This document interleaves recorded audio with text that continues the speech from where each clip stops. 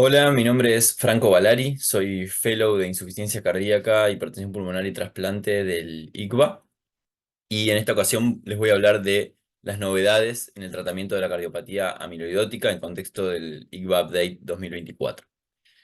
A modo de introducción, recordemos que la amiloidosis es una enfermedad que se da por la infiltración de proteínas mal plegadas en los órganos de la economía, y si pensamos directamente en amiloidosis cardíaca, estas proteínas que van a depositarse en el 95% de los casos son de dos orígenes.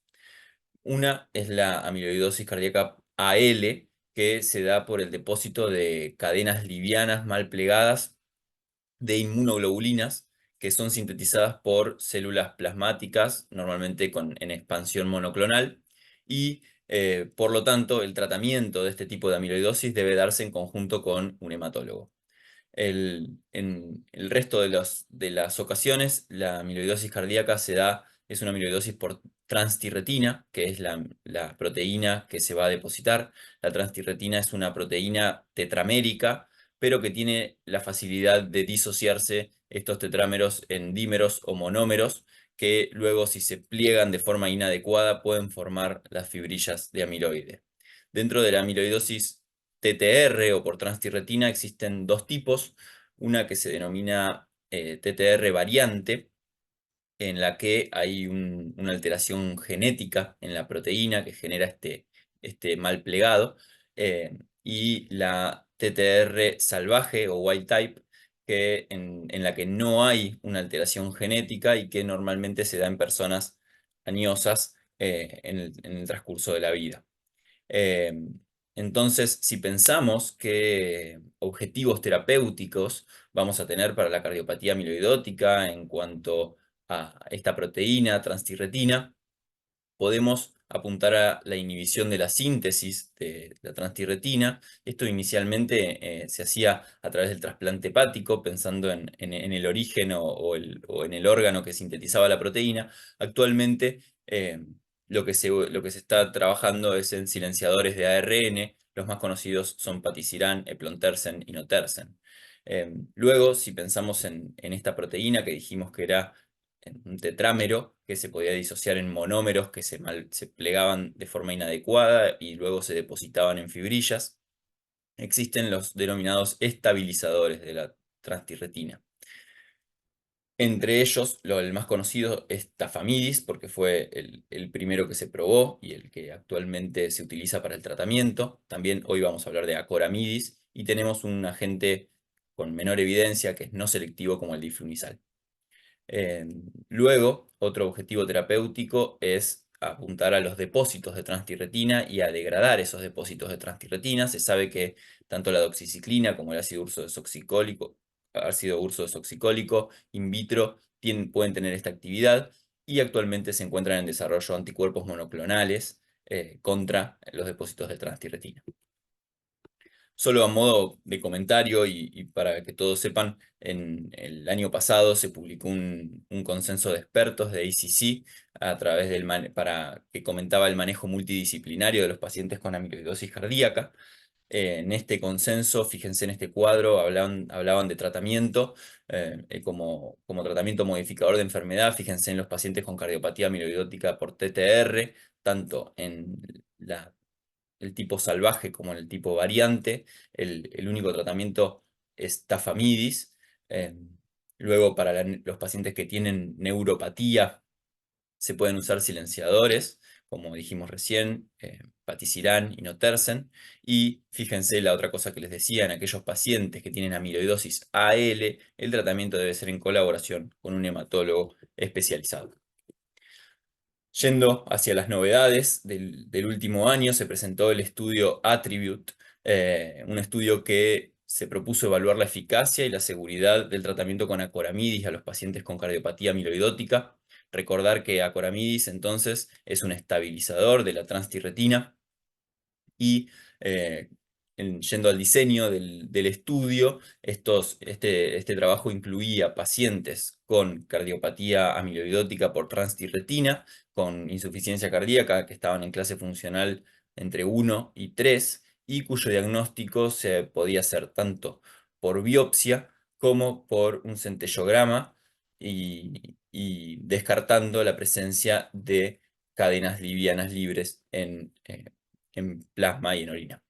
Entonces, estos pacientes se randomizaban en un ratio 2:1 a recibir 800 miligramos de acoramidis 2 veces por día o placebo.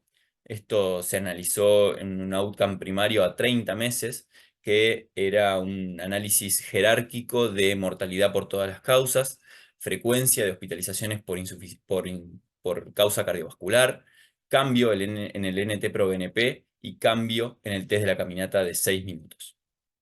Fíjense que se incluyeron pacientes de alrededor de 77 años, en un 90% tenían el tipo de amiloidosis TTR salvaje, y un 70% también se encontraban en clase funcional 2. Yendo a los resultados del trabajo, vemos que en el análisis jerárquico obtuvo una significancia estadística de poder beneficiarse los pacientes que recibían acoramidis con un ratio de 1.8, ¿sí? Y esto fue además significativo y en realidad numéricamente demostrado también en cada uno de los componentes de este outcome primario, ¿sí? Como podemos ver acá en estas curvas. Sin embargo, cuando hablamos de mortalidad por todas las causas, si bien numéricamente fue mejor y menos número que en los pacientes que recibían placebo, esto no adquirió la significancia estadística, y esto fue uno de los comentarios que se hizo cuando se presentó el estudio. Sin embargo, los investigadores concluyeron que acoramidis se muestra como una opción terapéutica efectiva y segura para los pacientes con cardiopatía amiloidótica por transtirretina, con impacto en la mejoría en la calidad y en la expectativa de vida. Otras de las novedades que se presentó en el último año es el estudio Apollo-B, que probó el tratamiento con patisiran en los pacientes con cardiopatía amiloidótica por transtirretina. Recordar que patisiran entonces es un silenciador de ARN mensajero, eh, por lo cual disminuiría la producción de esta proteína transtirretina. Este estudio es un estudio en fase 3, doble ciego, randomizado, que incluyó 360 pacientes con amiloidosis cardíaca, que tenían clase funcional entre 1 y 2, y eran pacientes que tenían menos de 3000 de BNP y con un filtrado glomerular mayor a 45 mililitros minuto.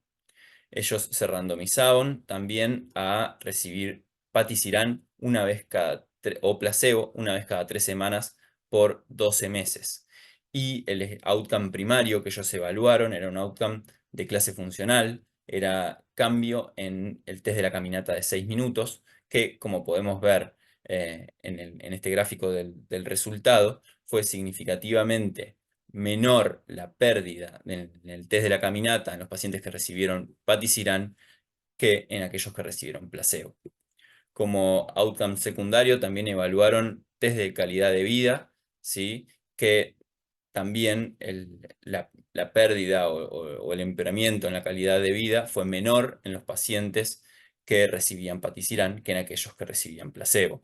Entonces, los investigadores concluyeron que el tratamiento con patisiran en pacientes con cardiopatía amiloidótica tenía la capacidad de preservar la capacidad funcional y mantener la calidad de vida en este grupo de pacientes. Por último, les quería comentar que se presentó también un estudio de fase 1 probando, como hablábamos antes, un anticuerpo monoclonal, en este caso NI006, para la depresión de los depósitos de transtirretina cardíacos. Recordar y remarcar que es un estudio de fase 1, por lo tanto, lo que buscaba era evaluar la seguridad de esta molécula en los pacientes con cardiopatía amiloidótica. Fue un estudio doble ciego, randomizado, contra placebo, con dosis ascendente en 40%, en 40 pacientes de este anticuerpo monoclonal que se dio durante 4 meses. Lo que evaluaron, lo que pudieron observar de este estudio es que el uso de este anticuerpo monoclonal no se asoció a eventos adversos mayores, y lo que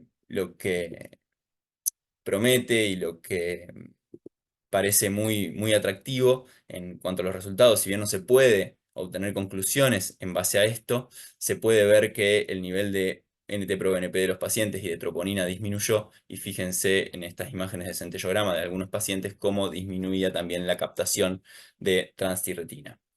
Entonces, si bien no se pueden sacar conclusiones de esto, eh, sabemos que puede ser una terapia prometedora. Entonces, pensando en los mensajes para llevar a casa, en mensajes finales, vemos y pudimos ver a lo largo de toda esta charla que el arsenal terapéutico contra la cardiopatía amiloidótica se encuentra en plena expansión y podemos esperar en los próximos años muchas más novedades para esto, que en el estudio Acoramidis demostró características similares a Tafamidis y podría imponerse como una alternativa terapéutica para este grupo de pacientes, y Patisiran demostró mantener la capacidad funcional y la calidad de vida en los pacientes con cardiopatía amiloidótica. Muchas gracias.